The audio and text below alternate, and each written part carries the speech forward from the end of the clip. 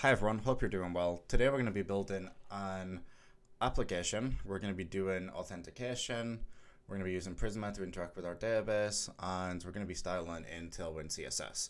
The application itself, you're going to be able to log into it and give your personal details, and then it's going to deploy almost a little website for every single person that signs up, and they'll be able to share this link, and it will have all their contact information on it. So the website is relatively simple. However, some of the concepts are important, and I think once you get the concepts of this down, when we move on to our next application, which is going to be significantly more complex, then this is a really good basis. So to get started, what I've done is I've run the command, where is it at? So npx create next app with the example flag. We're using the with Tailwind CSS example, and I've called it business card. Now, I'm going to try and explain things quite in depth. A few people have mentioned that sometimes I might do things pretty quickly without explaining. So I'm sorry, I don't intend to. We're going to be using Prisma to interact with our database. We're going to be using Tailwind CSS for styling. Prisma is this one to interact with the database, and Next.js for authentication. And honestly, things like Next.js, it makes full stack development possible. Going back a few years, doing authentication was complex and a massive task in itself. And to create something that's secure, you really need to do a lot of research. Whereas with Next.js, you will see it is really quite simple. So the first thing I'm going to do, we are going to be using TypeScript in this. One of the cool things about Prisma is that it's fully typed, and you will see that as we go. But I'm just going to do some TypeScript setup stuff with Next.js. We don't really need to do this, but we can. So the first thing to do is I am going to change these to TSX files as opposed to JS. We don't need this hello. I can get rid of everything in main and everything in footer. I'm going to create a .prettier rc and a .eslint rc.js like this, and then I'm going to copy this and paste it in. So this is just the setup that I use for pretty much every project, and I think it's a good practice to get into. So make sure if people are working within your project, then these settings will apply to them as well. The blog post has a few more things on about doing pre-commit checks. I didn't install Husky though, as you saw. And then let's grab this and drop it in like so. And then if we do our npm run dev now, everything should be set up. And what I'm actually going to do is reload this window so it pulls in the ESLint and prettier settings, and it will format everything how we want it to now. I was going to say, I don't know why that's not working, but there we go. Why are you not liking that? Oh, we need this.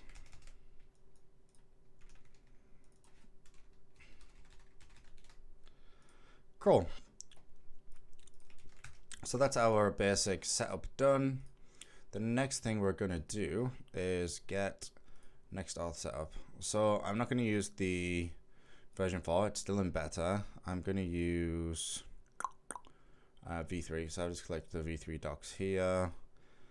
Let's choose a Prisma adapter, and then we're going to follow some basic boilerplate code to do authentication. Now, one of the things that makes authentication within a full stack app complicated is authenticating your front end and your back end. Normally, you will have a server set up for your API. you know, going back quite a few years, I would use an Express server for my API, and you know, you're passing tokens, you're configuring cookies, you're doing all sorts of stuff like that, and it does get quite complicated. However, you will see this setup is just amazing. So Next.js works on both the front end, client side, and server side, and then also on the server side. When I say on the front end, client side, and server side, I mean you'd use it in something like get server side props. Of course, it's actually happening on the server. So we've done that. Let's make our authentication route. So this route in API, if we make a new folder called auth, and then we're gonna make a route called .next.auth, like so, .ts, and this square brackets ... this is a catch-all route. Don't know what's going on with this. Okay, cool, that is formatted. Another thing I'm gonna do is I'm gonna use Google. So if you go, I'm doing this off screen. So if you go to console.cloud.google.com. Yeah. And you need to go to, on the top left menu, the little hamburger menu. If you click that, and then go to, sorry, something's happening. There's not meant to, the navigation isn't actually working.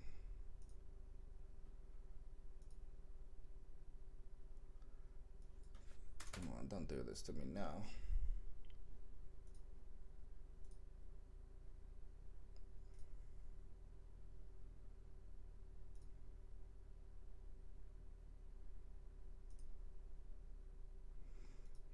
The navigation is just not working at all.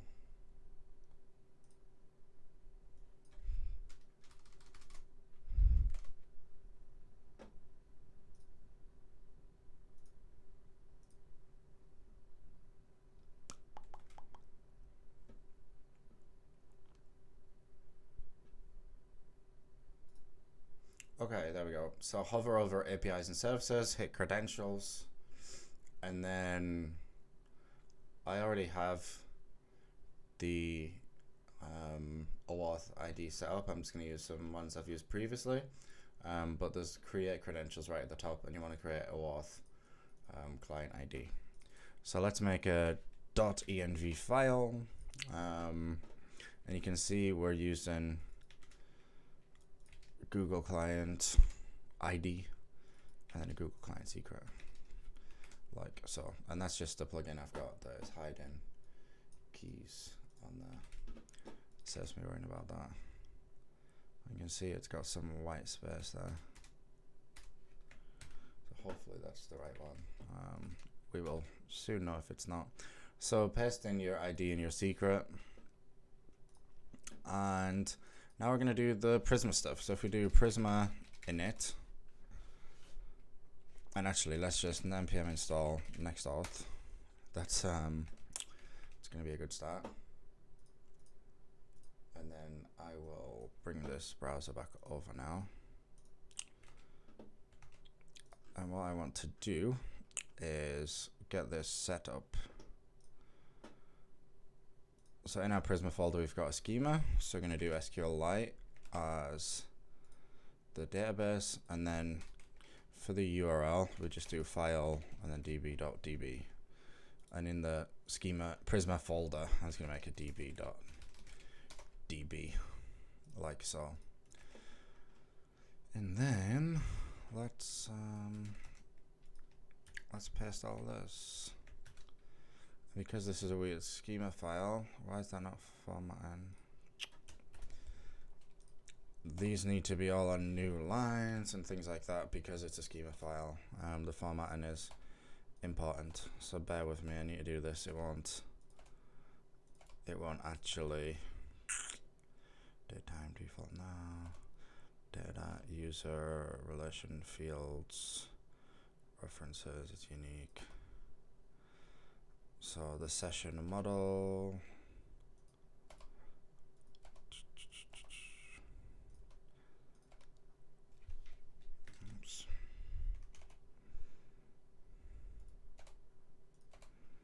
So you may have to do this as well if you copy it.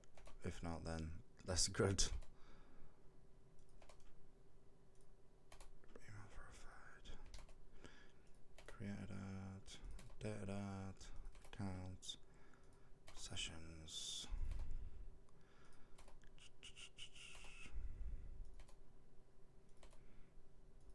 Almost there. Okay, cool. So that is almost set up. Let me just bring this in here. So what I want to do now is npx Prisma migrate dev. And what's happening now is basically we have an SQLite database, and with an SQL database, if you're familiar with NoSQL databases, you don't really need to define too much of what is in there. You can create a model almost and just give it any data that you want. But that isn't the case with a SQL database. So we create the tables, and we need to do that in advance. So that's essentially what this schema is doing. It's defining our tables within our database, and then also the relations. So we've got an accounts table. This is a field. It's a string, and it's required. These ones with a question mark, that means it's not required. So you define your schema, and then we'll run a migration, and that migration is going to actually perform the SQL and change the structure of the database. So right now our database, it's not anything, it's empty. So when we do this, it's going to actually create these tables within the database for us to interact with. So one of the other great things about Prisma is it's properly typed, and whenever we're using any of the models, we can use the types that Prisma generates for us. So that's really good. And the auto completion you get on the front end is really nice, along with knowing that you are using the right fields and field names. So that is us pretty much done. So the next thing for us to do is actually implement it on the front end.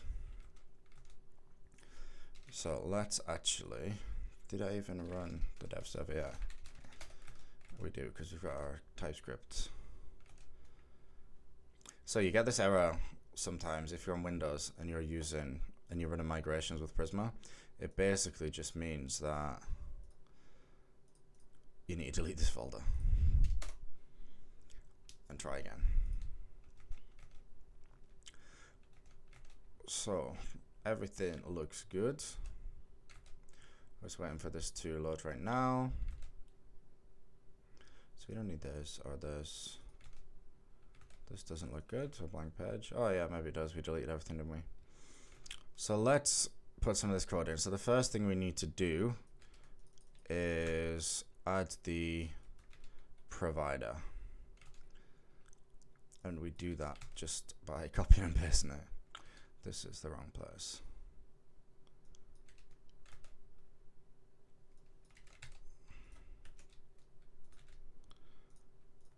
I don't know why it's added those. So we've got our provider, and what that does is it means we can use this use session hook.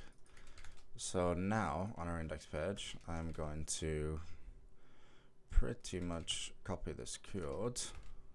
I will talk through it in a second.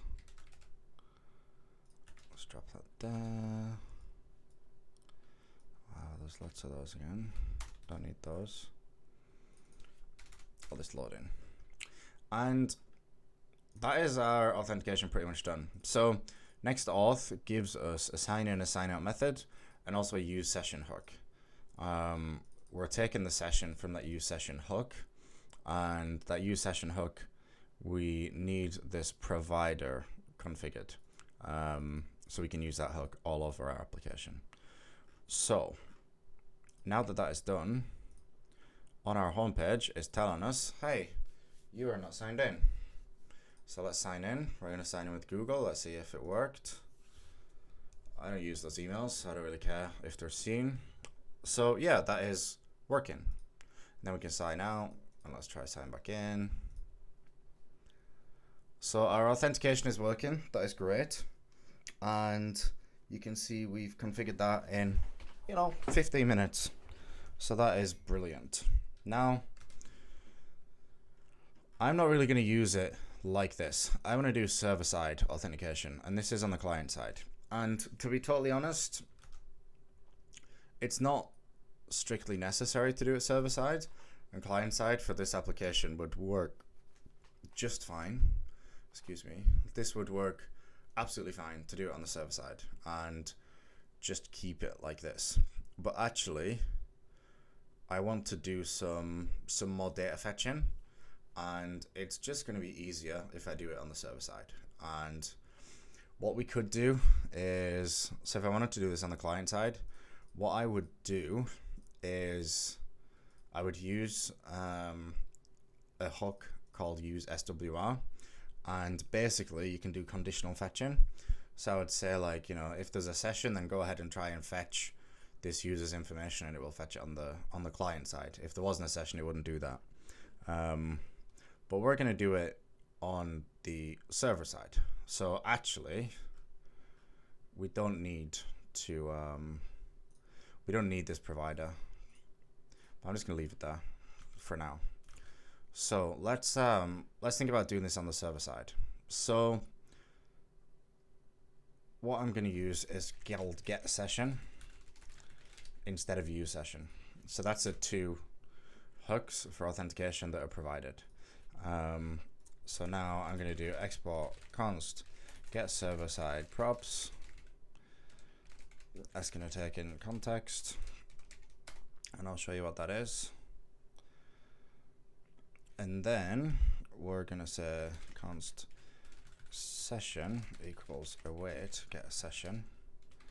I'm going to pass the context, and then of course this needs to be asynchronous. And then get server side props, it needs to return something. So we're going to return the props, and let's just return the session for now. And then of course we need to take in that session into our component, and we should see the exact same result, except it's happening on the server side. So that's pretty cool. We are up and running. So let's change this. So just call it business card application.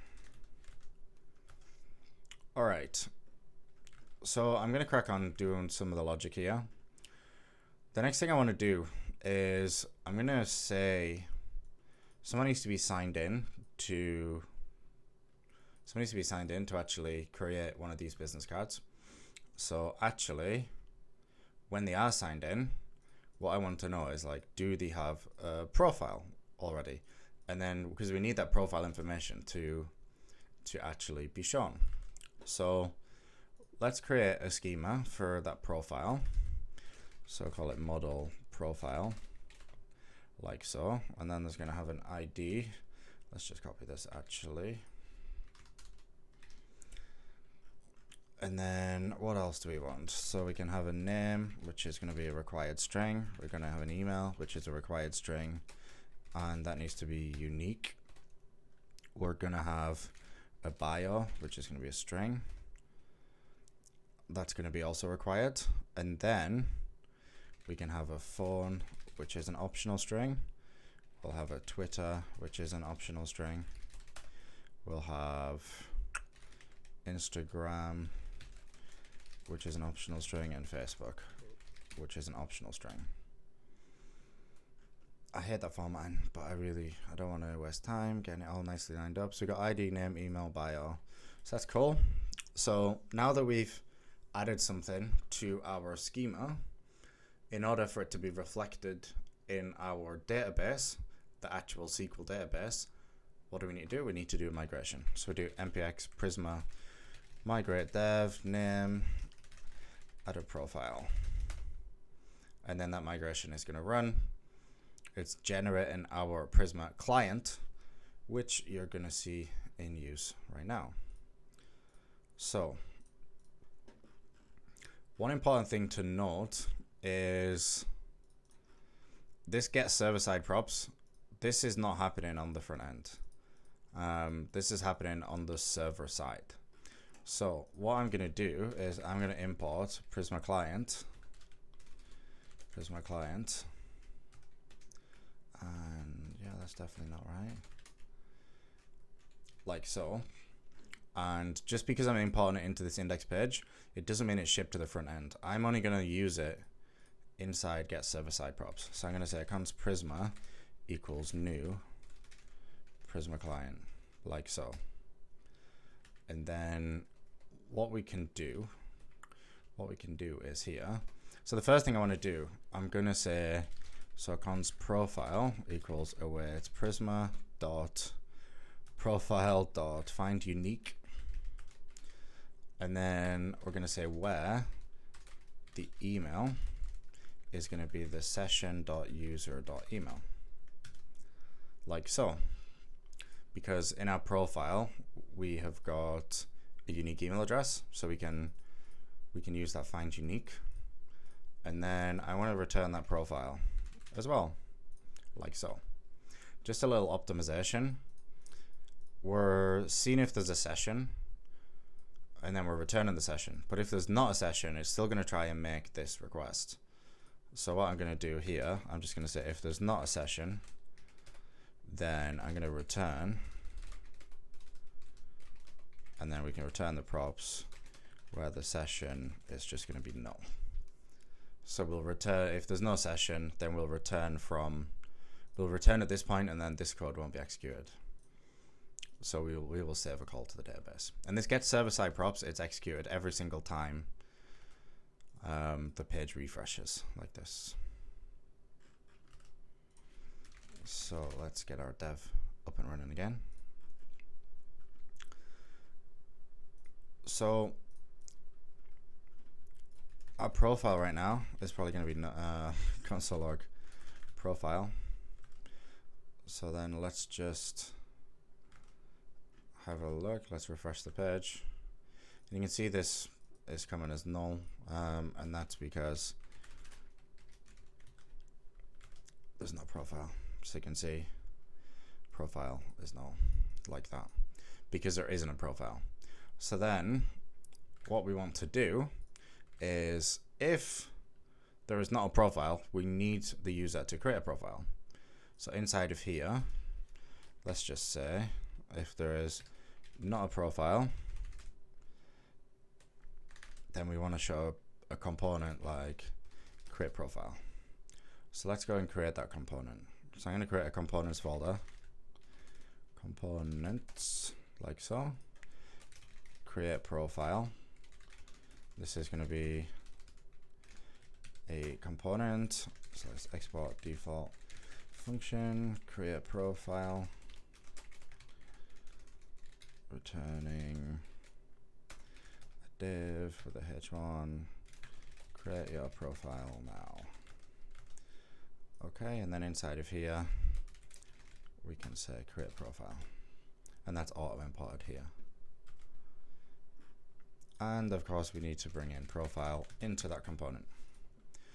So as expected, we don't have a profile, so we're getting the option create your profile now.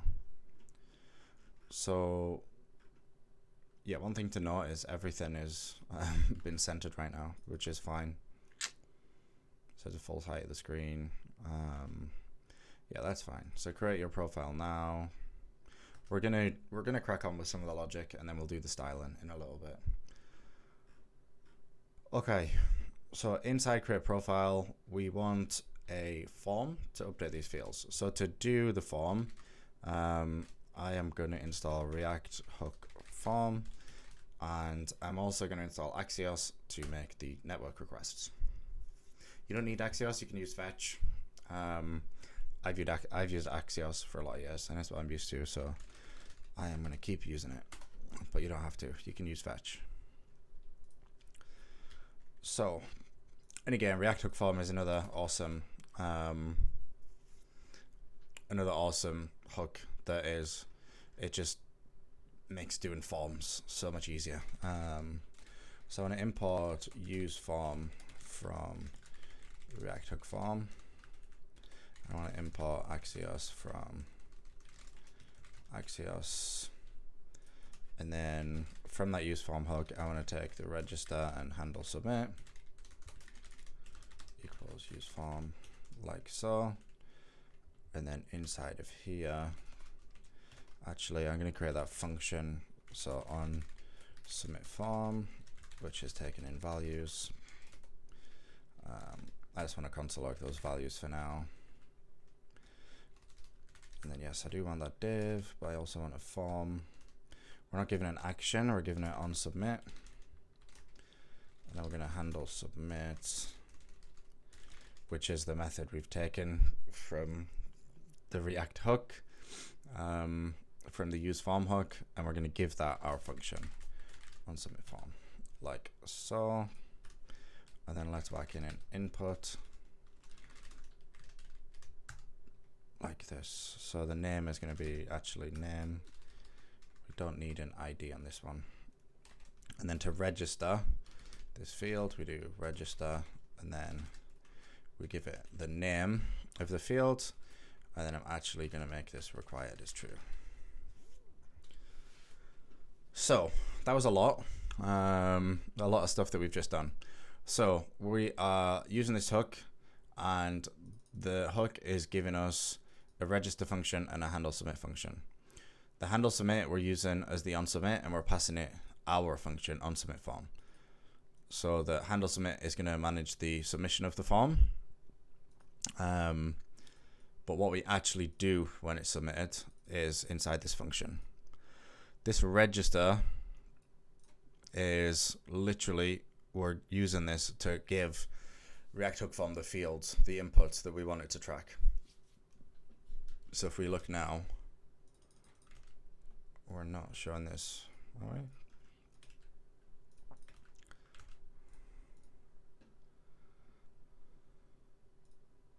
Oh yeah, here we go. So if I add a placeholder to this, equals enter your name. I'm good. Okay, enter your name. And then let's add a few classes. Always does that. So class names, so let's do it full width. BG gray 100, text gray 900, rounded medium, height of 12. Div width of full, max width 2XL, MXL. Cool. So padding left of 2 is going to give a bit of padding on that placeholder. So that's awesome. I'm going to copy this down now 4 times. And then actually we want to do a text area as well. I'm going to give it the same class names. I want to register it like this. So it's going to be bio. We can self-close the text area like that. And then placeholder about you. A little bit about you. And then of course let's margin top 3. Okay, looks pretty dull, but I don't mind. And we can add a rows property to the text area, so we can make it like rows equals 4. I think. Why is that not working?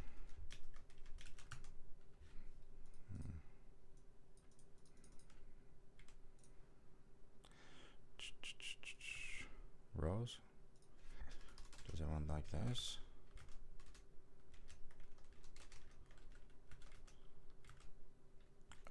I don't know. Okay, so this one is going to be So we've got the name, the bio. So let's look at our schema. So we got the name. Email is going to come from the user model. So phone, Twitter, Instagram, and then Facebook. So let's get this done. So we got phone, to your phone number. But this is not actually required on any of those.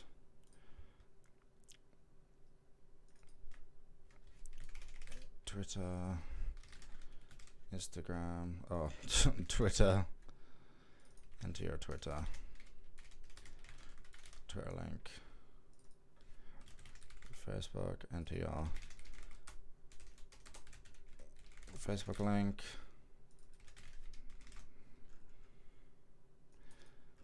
and then Instagram, enter your Instagram link. Okay, so this is looking pretty amazing. On that text area, I know why it's not working actually. It's because we've defined the height. There we go. And I hate that background being like that. So BG gray 50. Ugh. I don't know if we need to go like, no. Let's just leave it as 100. It is fine. Yeah, whatevs. So the name and bio required, the rest are optional. We've got a phone, Twitter, Facebook, and Insta. Let's add in a button. So the type is going to be a submit button, and then let's add some classes to make this a button. So if we do background indigo 700, text white, rounded, medium. So add some padding on the left and right, add some padding on the top and bottom, a little bit less. We can do a hover property, so make it just go a little bit lighter. Background indigo 600. And let's put some edge on the top. That looks like a button to me. Perfect. And then we might want to add a title. Just a H1, create your profile. And then we can do like text 2XL font, semi-bold, text gray, 900, something like that. Create your profile. Perfect. So let's see if it works.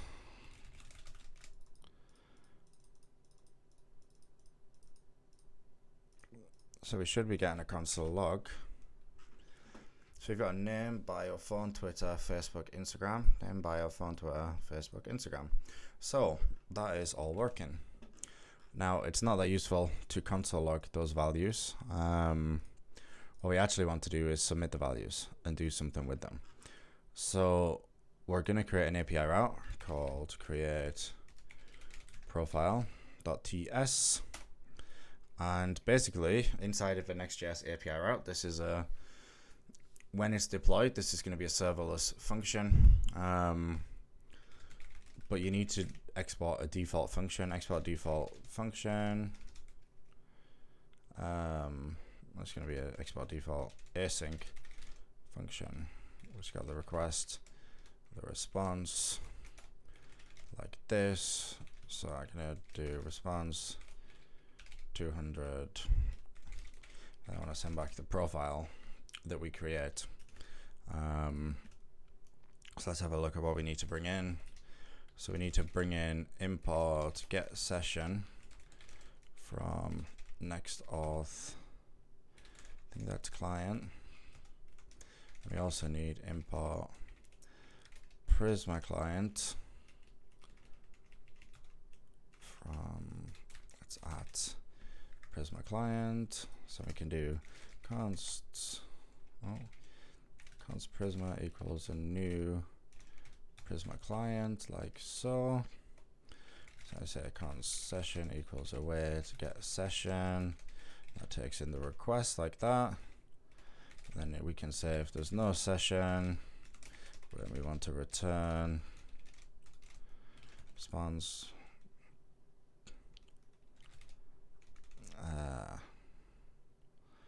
Yeah, response.status 401. If there is a session, then what I want to do is const profile equals await Prisma dot profile dot create. So the data that we give it is going to come from the request body.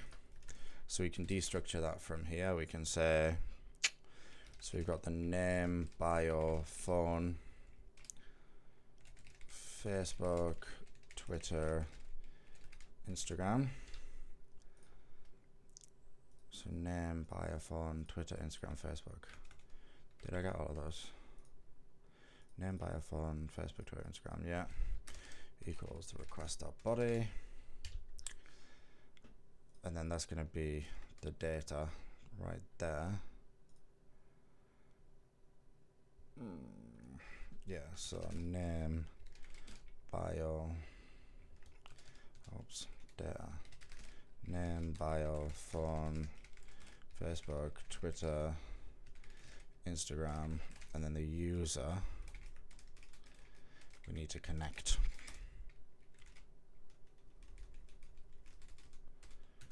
Let's just format that. Twitter, user,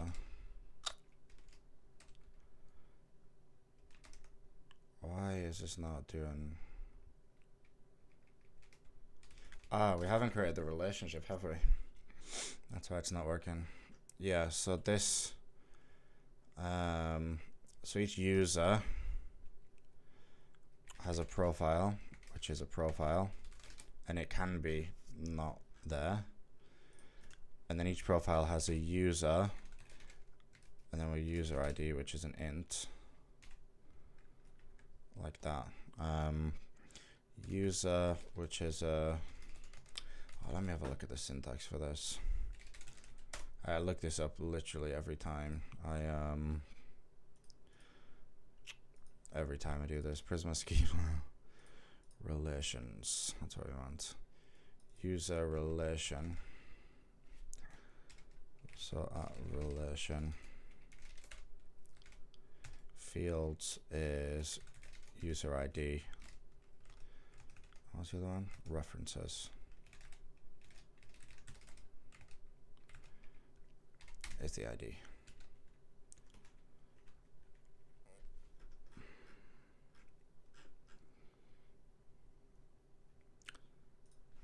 Yeah, so that's a user.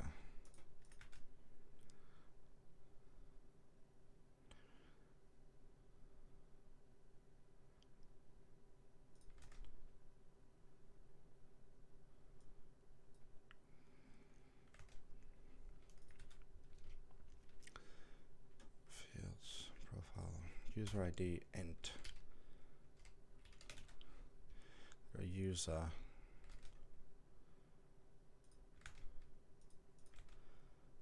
Relation fields, so user ID, references and ID. The relation scale used in the at. Yeah, so that's right. So the user has a profile, which is optional. Error parsing attribute relation, the type of the field user ID in the model profile is not matching the type of the referenced field ID in the model user.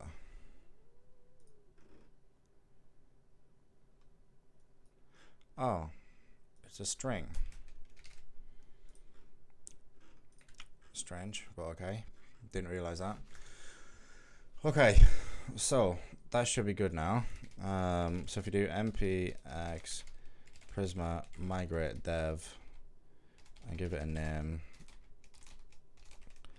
added user relation. change this. It's so annoying. I have a UK keyboard, but I've typed with the US one with the colons or the at key for so many years. And PM and dev. But I need to be able to switch so I can actually use the pound sign. Okay. So this should be done now. So then we can do user, and then we want to connect the user where the email is going to be the session.user.email. What are we missing? Email.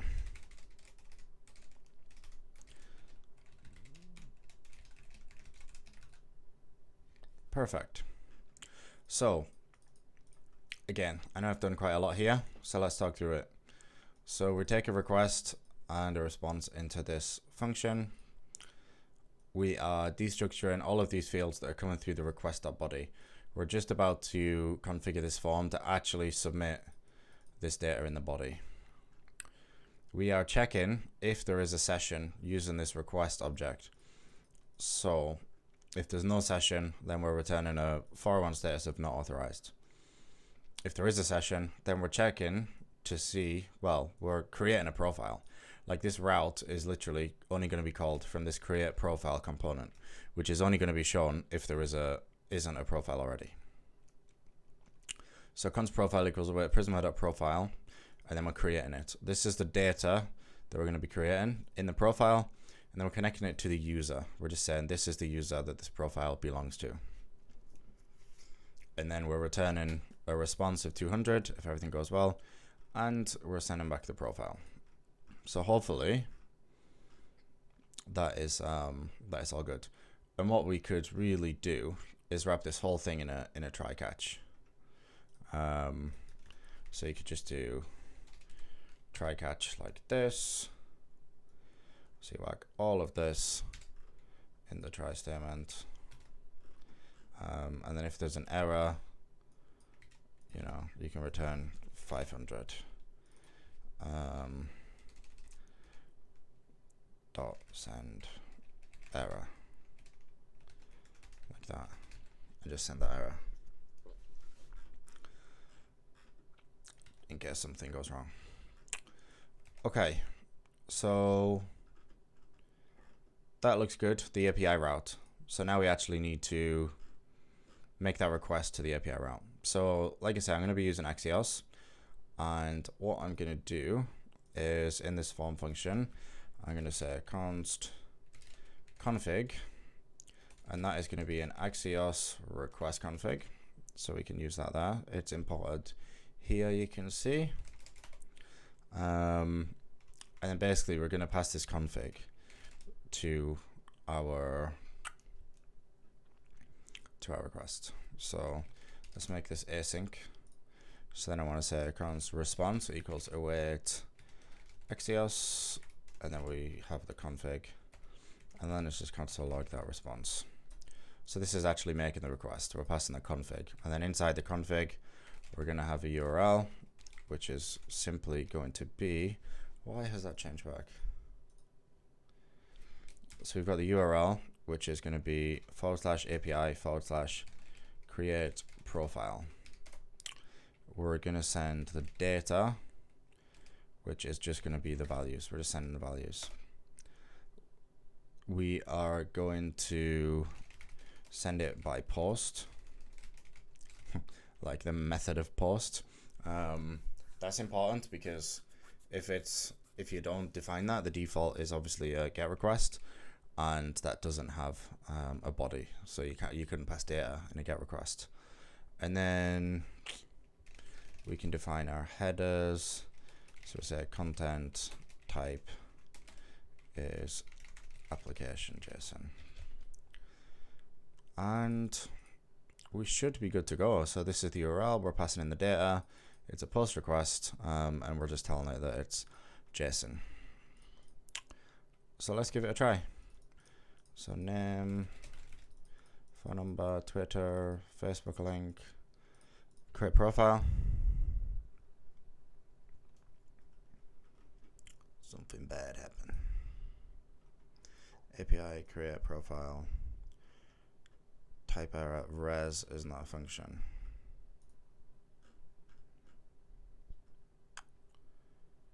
Oh, response.status. Response.status. Okay, let's try again.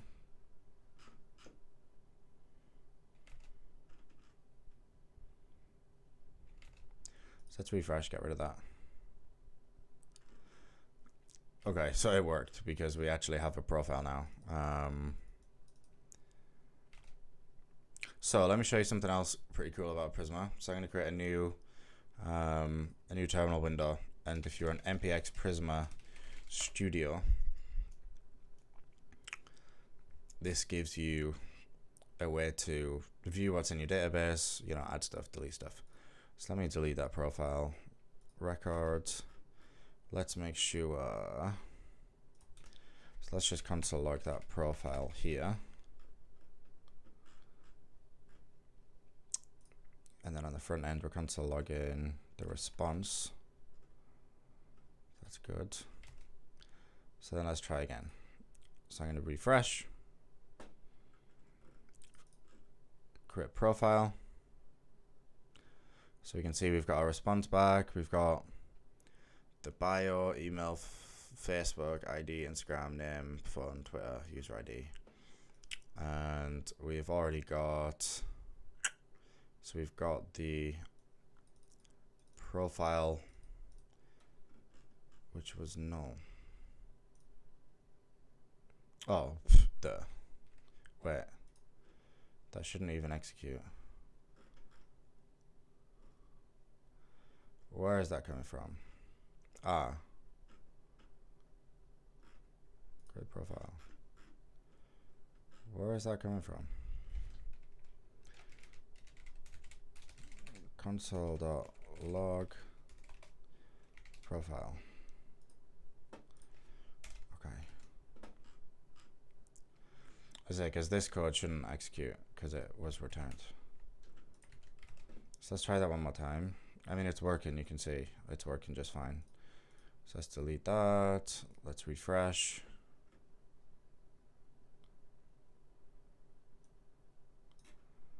Let's create profile. So it's doing some stuff. We've got our response back. Profile logged on the back end this time. So that's perfect. Now, one thing that's happening here is because we are doing the profile fetch on the server side, obviously there's no revalidation of this data happening like if we did it on the client side. So what I'm going to do is essentially refresh the page when we make that submission or when we receive the response. So to do that, I'm going to import use router from why does this keep swapping back from next router. I'll say const router equals use router, and then we will say if response.status equals to 200 router.reload, like so. So let's try that. So we'll delete it. We've got a profile now, so it's not displaying. Refresh again, and we don't. Let's create that profile, wait for the response, and it's refreshed. So that is perfect. So now what we need to work on is inside of our dashboard, when we have a profile, we're going to want to see that profile information and then maybe have a button so we could edit that profile. But let's get the component done for displaying the information. All right, so at the moment where we don't have a profile, then we're showing the create profile. So we want to say if we do have a profile, then we want to display a different component. So I'm going to create that profile, the display profile.tsx, and then let's just export default function display profile like so. And for now, let's just return a div and say this will display the profile. And then we want to say here, where there is a profile, then display profile. So now, where we do have a profile, so this will display the profile. So what do we want to do for this profile? We want to do kind of the same thing. So on this index page here, we're going to be fetching the profile. So we want to pass this profile to the component, and it's saying here, actually this isn't taking in a profile. So if we bring in this profile like so, it's going to get rid of this error. What we actually should do is declare the types for these props. But we're not going to worry about that right now. So we can take the profile, let's console log the profile on the front end. So now we have got all of our profile information here. So we maybe don't want to get the ID or user ID. So on the index page where we're doing our find unique profile, where this, we can do a select, and then we can say, yep, we want their email, Facebook, Instagram, what else we got? Phone, that's annoying, their bio,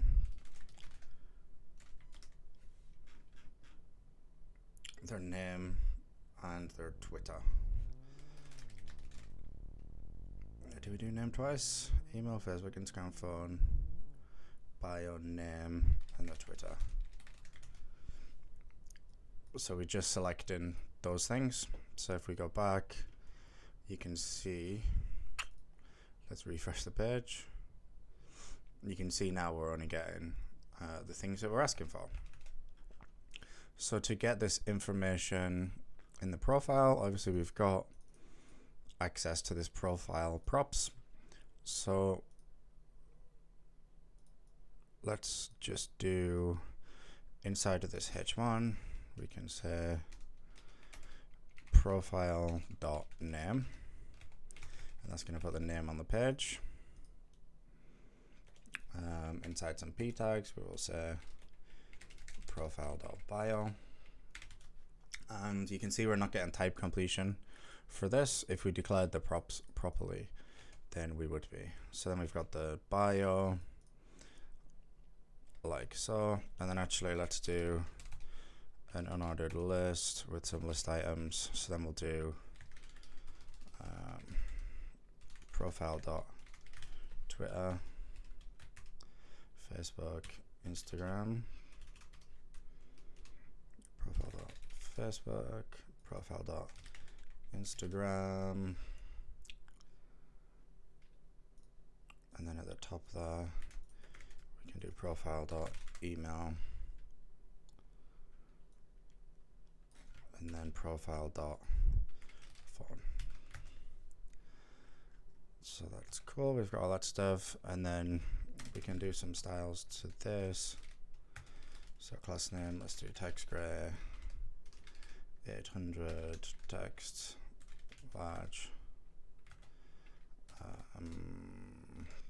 text left. I think we should get rid of this stuff on here. Yeah, that's better. So we can do max width 2XL, MX auto.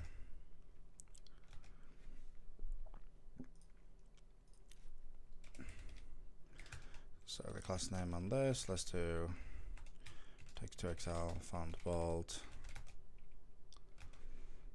and then that bio is cool. We can actually because I kind of want to have the, you know, the head in here. So then the class name, we can do margin bottom of 10. Just separate those out a little bit. And then, you know, let's do margin top of 10. Move that down. So what we're gonna get is we're gonna get a, you know, a bit of a header for that stuff there. So on the index page,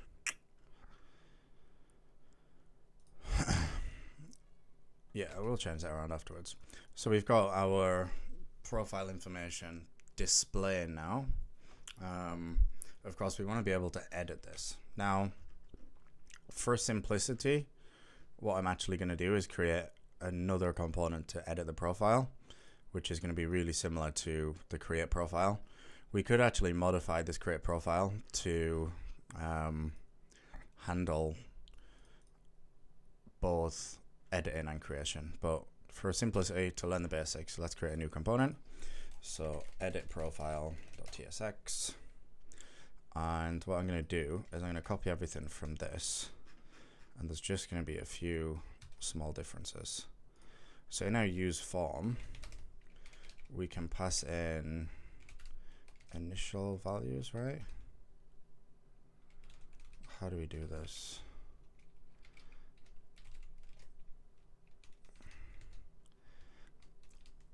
It just changed around. I think, is it form state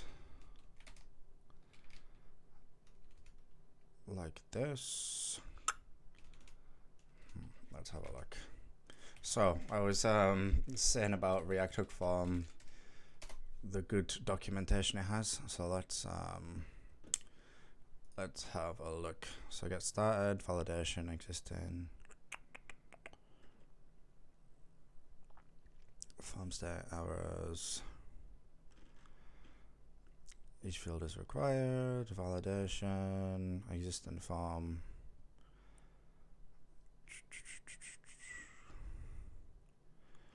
UI library, schema, code examples. So we're on V7. So where is initial form state here? Default values. So where's it passing those in? Register, handle, submit. Oh, default values. There we go. Default values. Like that.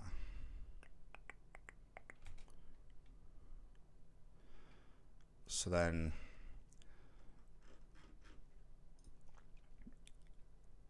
this is going to be edit profile, and it's going to take in a profile.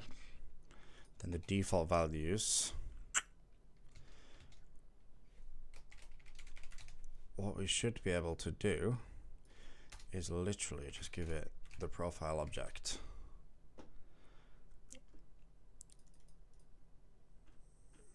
And then that is all going to be the same. But then we want to edit the profile, use a different route to edit, but it is going to be a post request. So let's have a look at this. So on our index page, we need to have a way of showing this edit profile situation. So,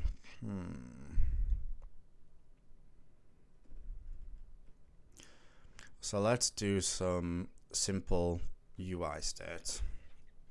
So what I'm going to do is I'm going to import use state from React. And then let's make a state here. So editing and set editing. And that's going to be equal to false.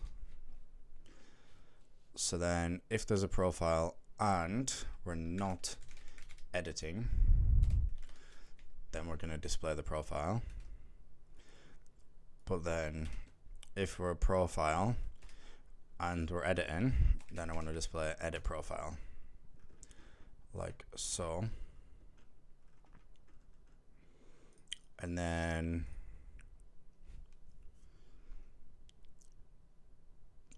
let's change this. So we'll put in a fragment. So if there's a profile and we're not editing, then we're going to display this, but then we're also going to have a button which on click is going to set editing to true. So then edit profile. And actually let's grab those button styles. So do class name equals that. Okay.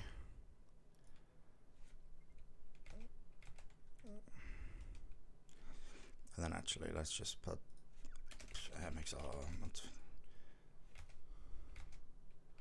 That's not going to work. So let's make this into a div. And then we can do, let's flex it, flex call, justify center. And then the button, let's do max width, extra small or something like that. Why isn't it working? There we go. Max width, extra small.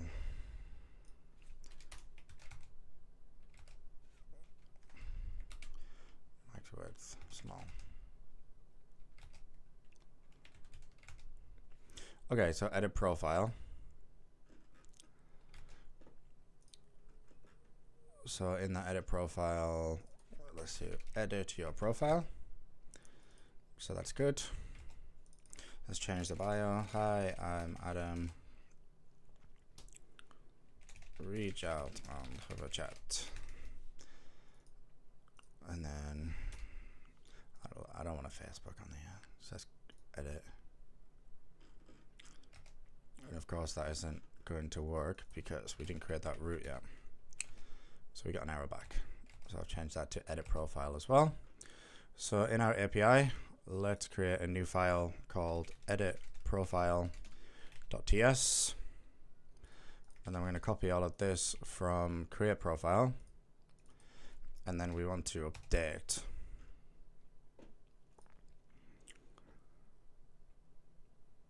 So I think we do in update, we will say where email is equal to session.user.email.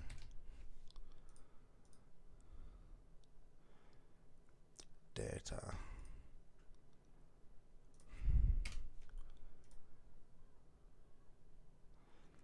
Email session.user.email. It's not a comma. Cool. So we're taking all the stuff from the request body. We've got the request. If there's not a session, then return. We're updating the profile where it matches this and connecting the user. That's fine. Console login, sending the profile back. So let's give that a try. Something didn't happen. Request failed with status code 500. Edit profile. API/edit profile.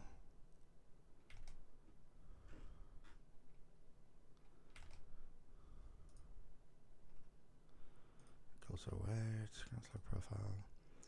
Sending that. So that looks good.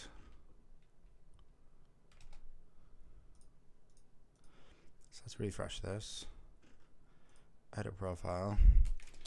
Hi, my name is Adam.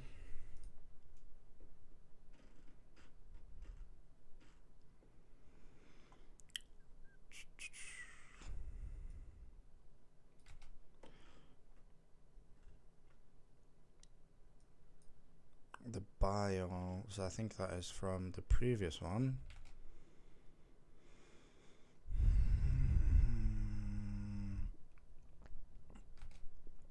Uncoding promise.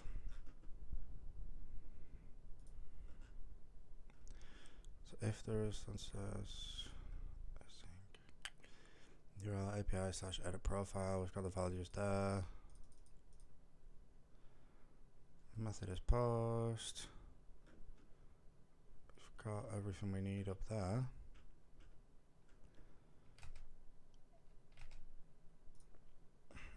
Bear with me. So we're taking all of that stuff.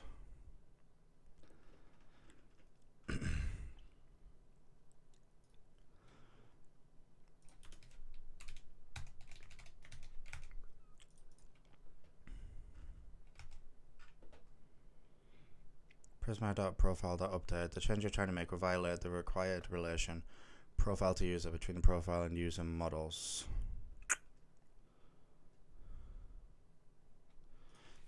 So maybe we don't need that connect, because it's already connected in theory. So let's try that. Okay, looks like it worked. Hi, my name is Adam. So you'll just connect on the initial creation.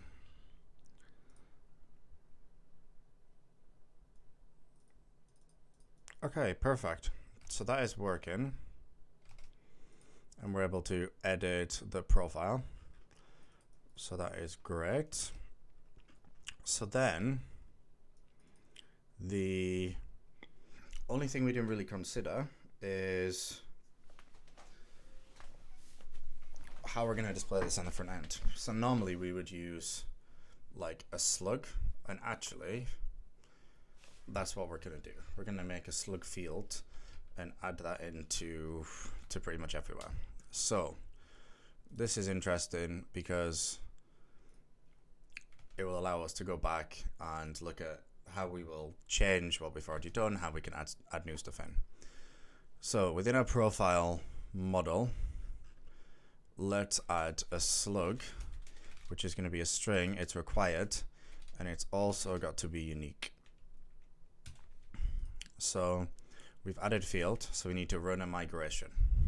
So npx prisma migrate dev with the name flag of add slug to profile. Now this is going to give us a warning flag, I believe. Yeah, because there's already rows in the table, is what it's saying. So let's refresh this. I don't know if we have Prisma Studio still running. No. So let's do npx Prisma Studio. Okay, how quick that is. Dismiss profile. Prisma profile, find many. The column does not exist in the current database.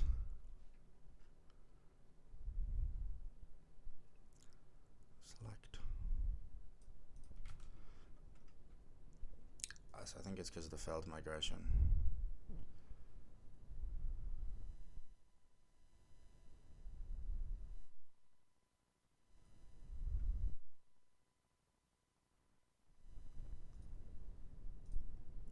Okay.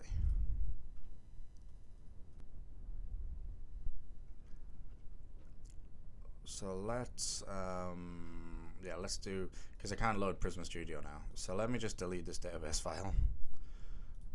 And then let's make a new database file. So definitely not recommended. But let's run that same command. So we do a new migration.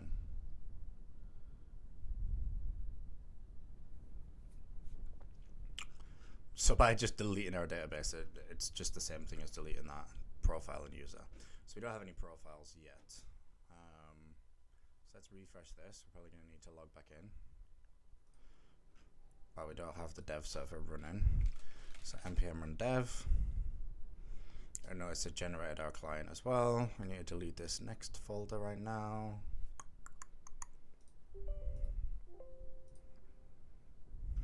Another way around it would have been to have made the slug optional by putting a question mark, then create the field, add a value into, either just delete the whole profile that we've got already or add a value into that one that we've got there.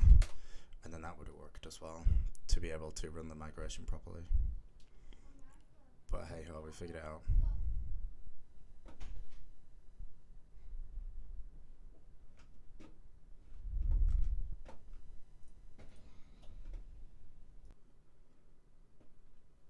So now we have that field.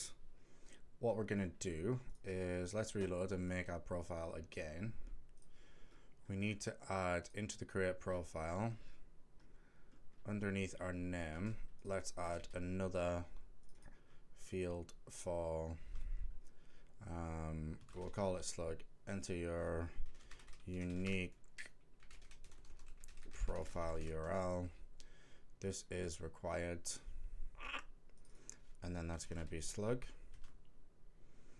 Let's copy that over to the edit profile while we're here.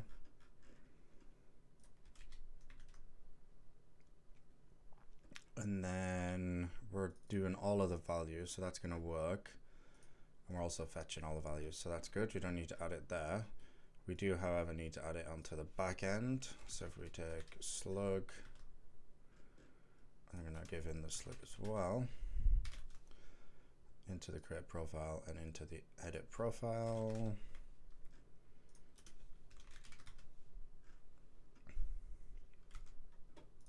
Okay, cool. So let's sign in.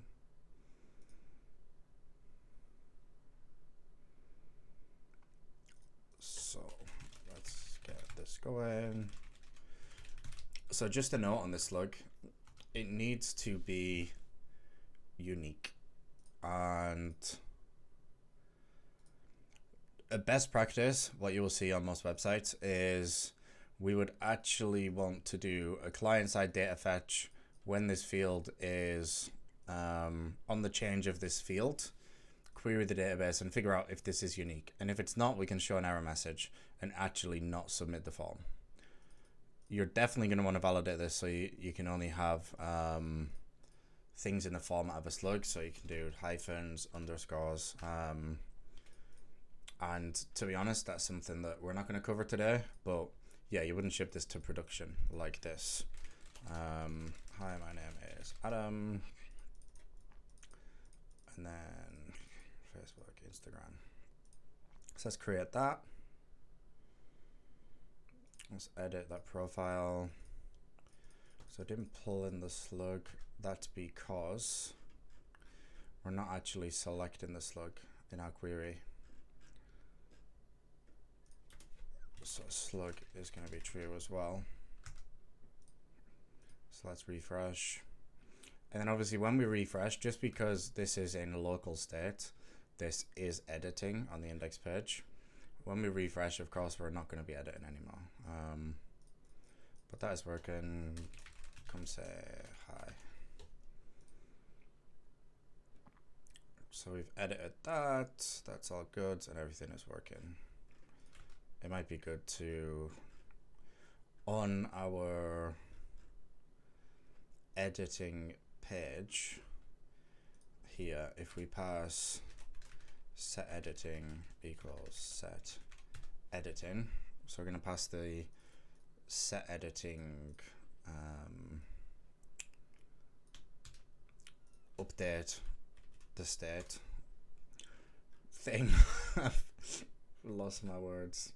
And then on edit profile, what I'm going to do, not this, on edit profile, I'm just going to add another button.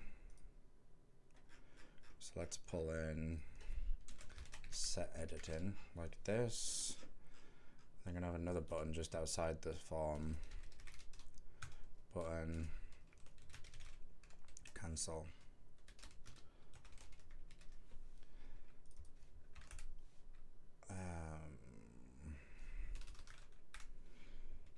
We can do something like that.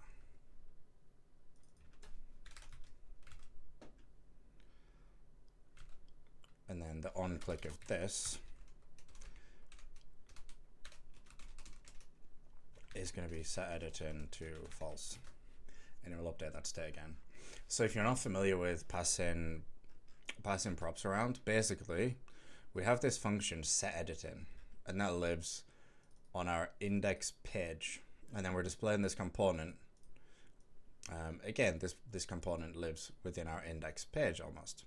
So what we can do is we can pass down this function to the child component, set editing, and of course the state is managed through the index page, but we can pass this component down to the edit profile component.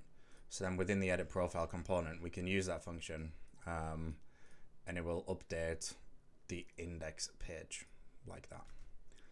So if we cancel, then you see we're not getting the refresh, it's just canceling, nothing is happening. So that's a nice little, I don't know, quality of life thing that I would add on there as well. Cool.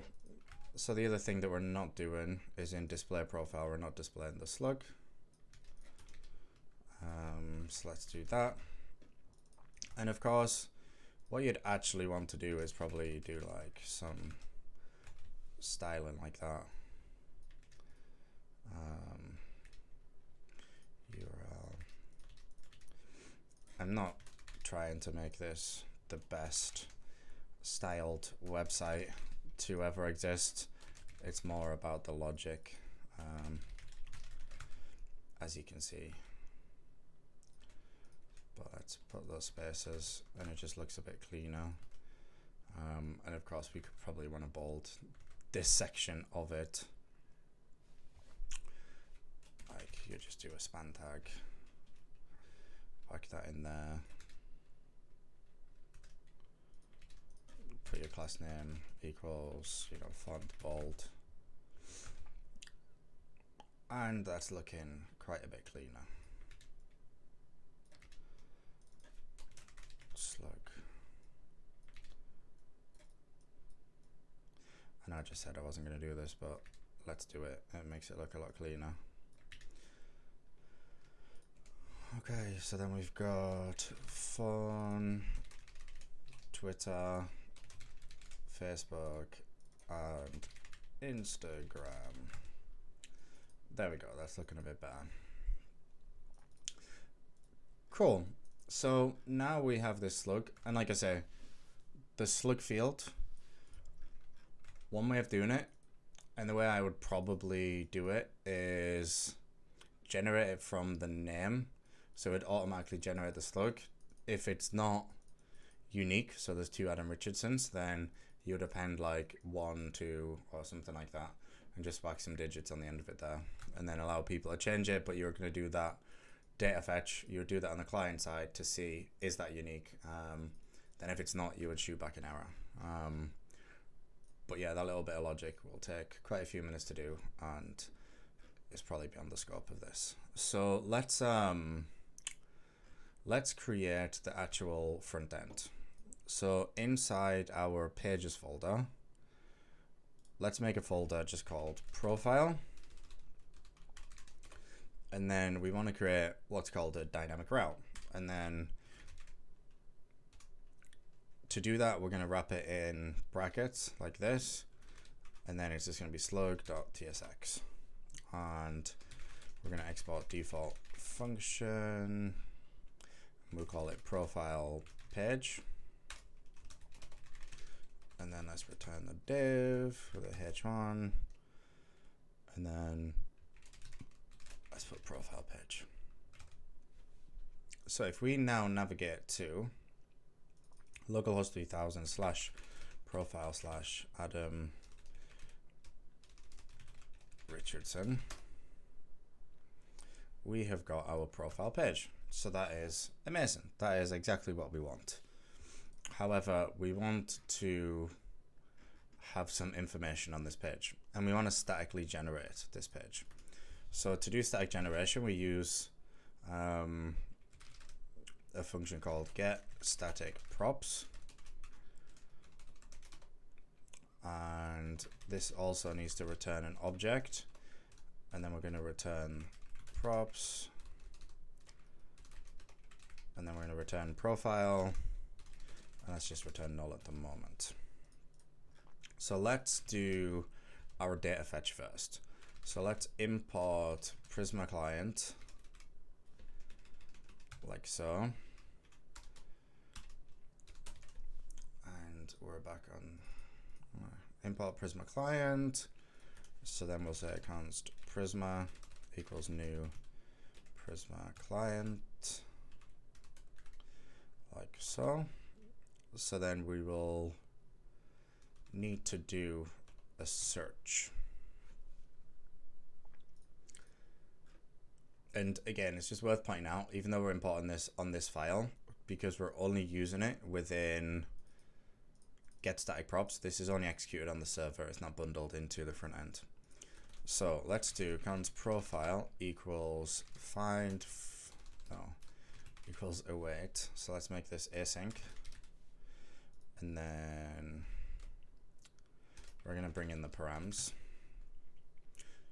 And I'll show you what those are in a sec. Await prisma.profile.find first, where the slug is params.slug. And then we want to return that profile like so. We're going to take the profile and we're going to console log the profile. So now what we should see, so we need a get static paths function. So if we do export const get static paths,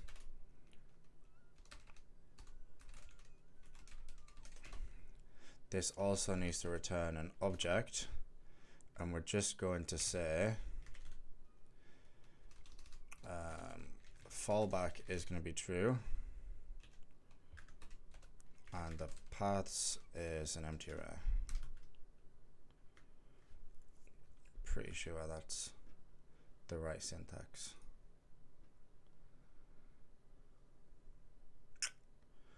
Okay, so we've got our profile, so that's good. Network error, don't know what happened there. Let's try again.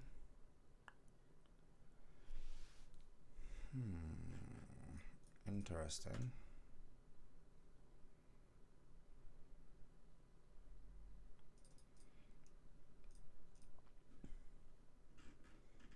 And now we have our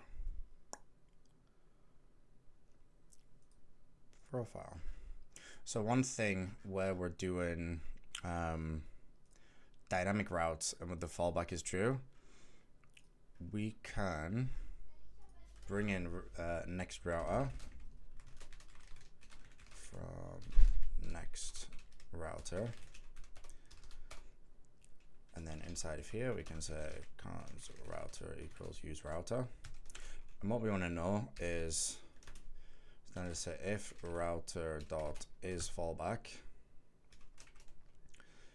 then let's just return a div that says loading.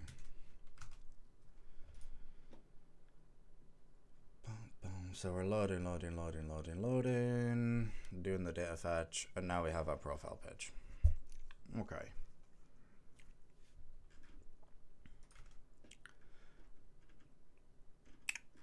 So the logic is pretty straightforward. So get static paths. Let me explain this a little bit. And I've explained this in the Next.js Getting Started course. Get static paths, basically, when you're doing static generation, you would normally do it one of two ways. You will either declare all of the paths up front. So if you have quite a small blog, then you might, inside this paths, you will perform some logic and do a data fetch for all of the slugs for your blog posts. And then what is going to happen at build time is this function will be executed, it will find all of those pages, and it will build all those pages in advance. Now you can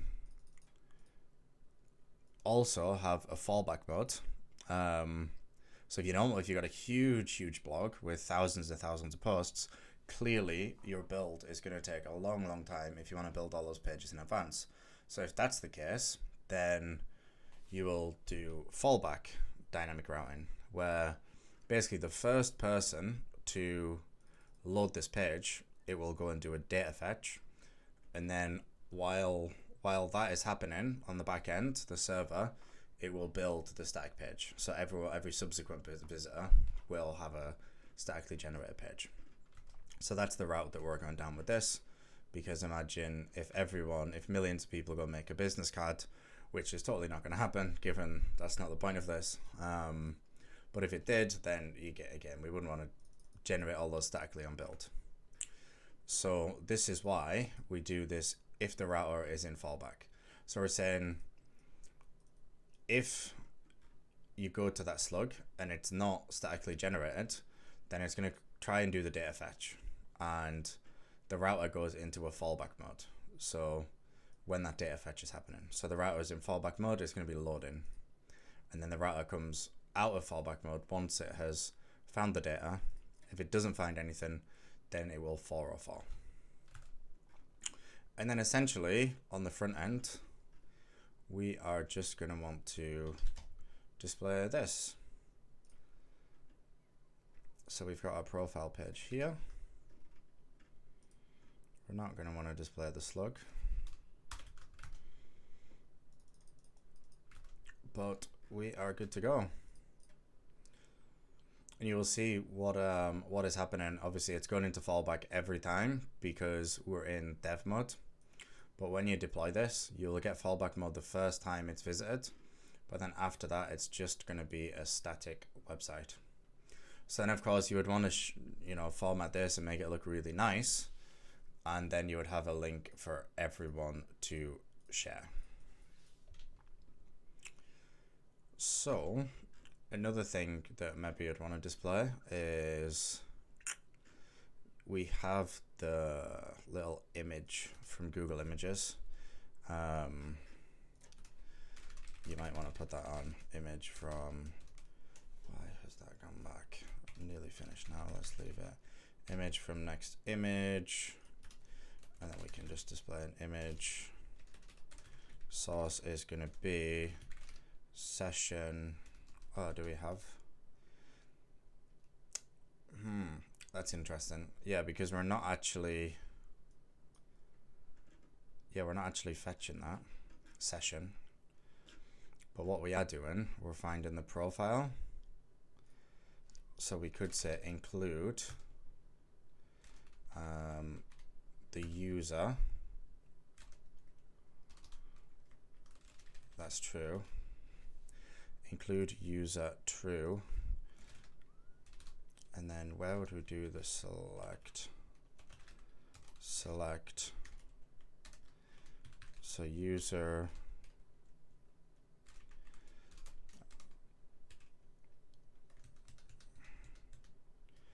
Select include user as true. Yes, then we can bring the user back.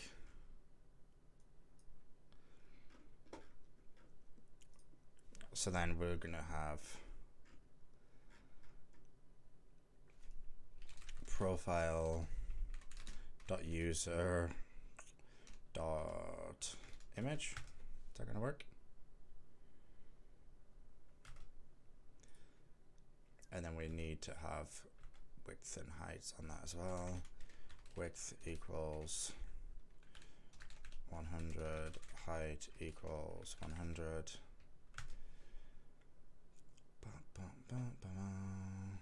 So it's loading.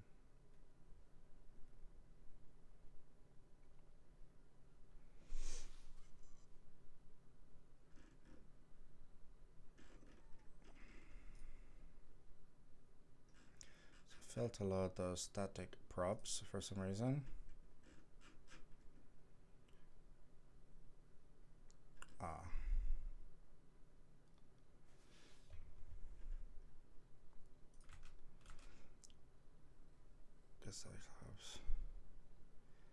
Object cannot be suited. Please return serialized web pipes.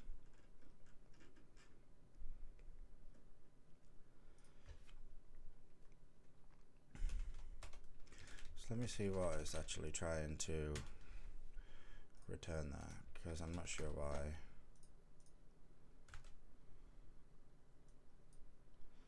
That wouldn't work.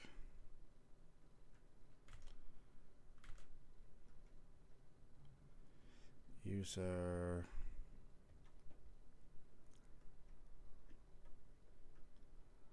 So we're including the user, which is fine.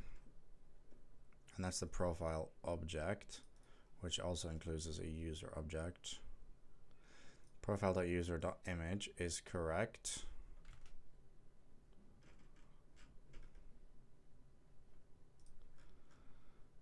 let's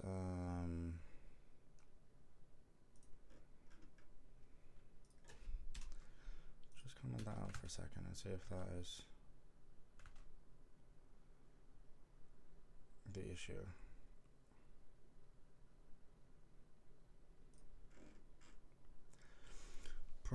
Ever serializing profile.user.created at. Because yeah, I see the problem now.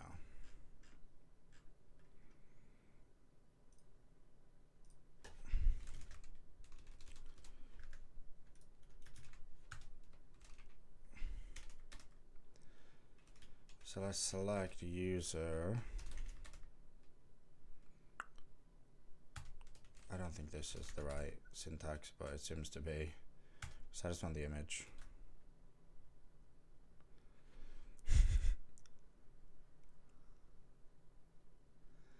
Image is true. That can't be right. So we want like email true, name true.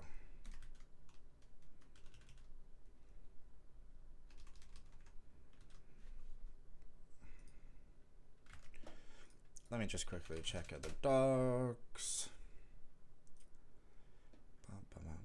Prisma client. Select fields. Select specific fields. Include relations. Profile.find many. Select name true. Posts. Select title true. So we can just use a select and not the include. So if we do email true, name true, bio true, slug true, Facebook true, Twitter true, Instagram true, anything else, phone true, user, select, image true. There we go. So you wouldn't use the include and a select is kind of the problem there.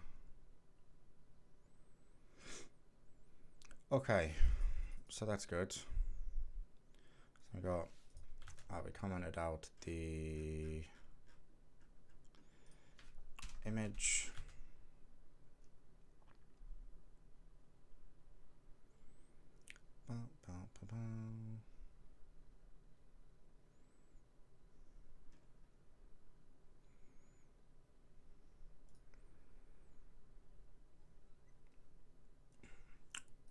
And yeah, if we're using Google as a source for images, like we are, then we need to add this host name to our next config.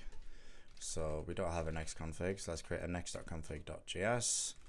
We'll do module.export, and then we can say images, and then domains.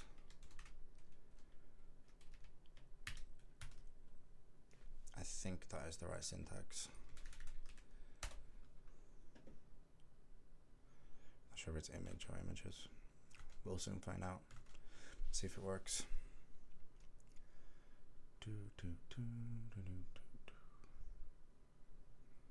Yeah, it says images here, right? I'm guessing it's correct.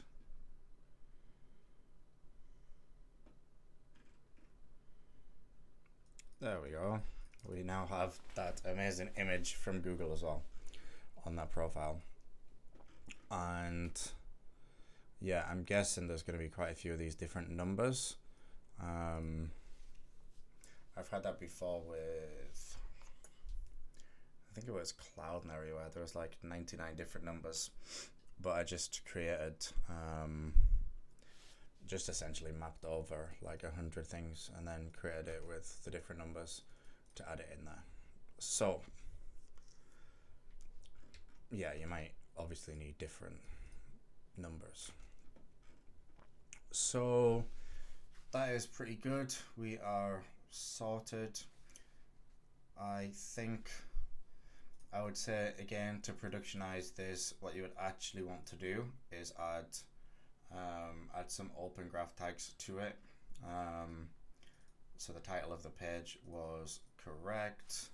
You know, of course, you would put in an actual title. You know, add next head as well. So then import head from next head. And then we add a head in here with the title. And then we can put in profile.name. So at least we have a title. Profile.name dash contact information. There we go.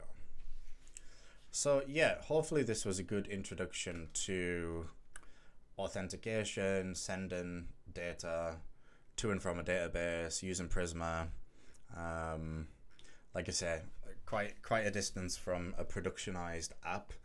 I would say the two main things for me would be your open graph stuff, so that when these details are shared, it's showing image names and things correctly, because that's kind of the whole point of the app. So you could share this page, and then definitely that validation on a slug. You would not want to deploy with, you know, just a slug field that you can submit everything to.